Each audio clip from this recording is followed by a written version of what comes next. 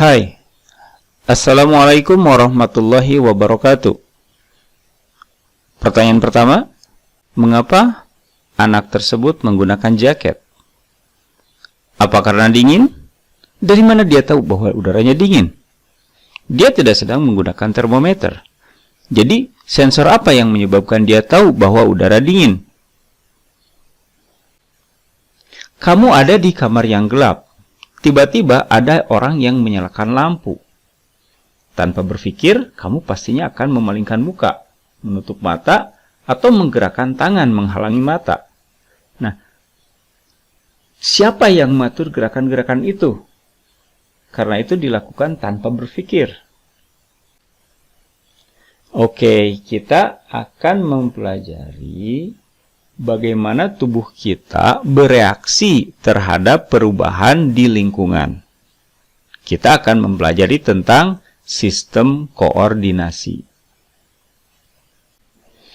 Sederhananya, sistem koordinasi terdiri dari menerima informasi, mengolah informasi, dan merespon. Siapa yang berperan pada tiga hal ini?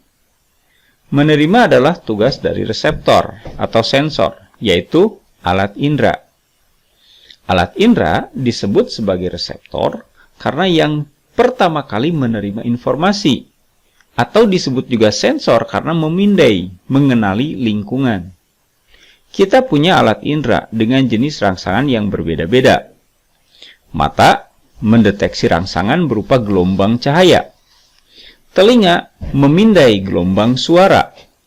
Kulit mendeteksi rangsangan sentuhan, tekanan, panas, atau dingin.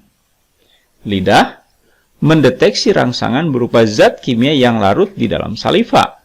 Dan yang kelima adalah hidung, mendeteksi rangsangan berupa zat kimia yang berwujud gas. Yang kedua adalah pusat syaraf. Semua informasi yang diterima oleh reseptor atau alat indera itu akan diproses oleh pusat syaraf. Ada dua pusat syaraf, yaitu otak dan medula spinalis, atau juga disebut sebagai sumsum tulang belakang. Otak sendiri terdiri dari dua bagian utama, yaitu otak besar dan otak kecil. Otak besar mengatur gerakan sadar dan ingatan. Otak kecil mengatur keseimbangan, gerakan mata, dan gerakan sadar yang terkait keterampilan yang dilatih, seperti gerakan memainkan gitar, gerakan senam, dan sebagainya. Pusat syaraf berikutnya adalah sumsum tulang belakang, atau medula spinalis, yang mengatur gerak refleks, gerak yang tidak dipikirkan dulu. Seperti saat kalian mengedipkan mata saat tiba-tiba terang. Yang berikutnya adalah efektor.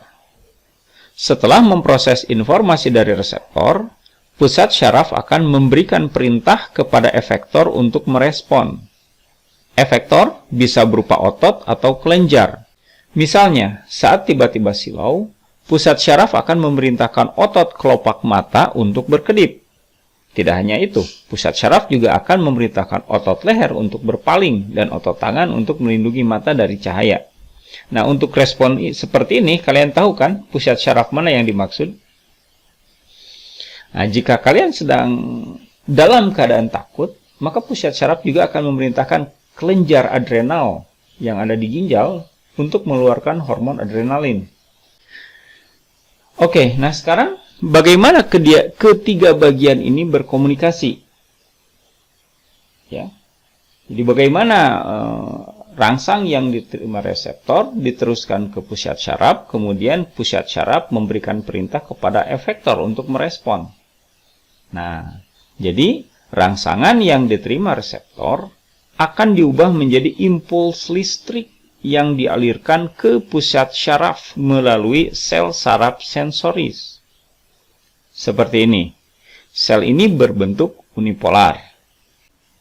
Di pusat syaraf, informasi ini akan diolah dan kemudian pusat syaraf akan memberikan perintah kepada efektor yang disampaikan berupa impuls listrik melalui sel syaraf motoris yang memiliki banyak kutub atau multipolar. Nah, itu adalah bagian dari materi yang kita pelajari di bab ini. Terima kasih. Assalamualaikum warahmatullahi wabarakatuh.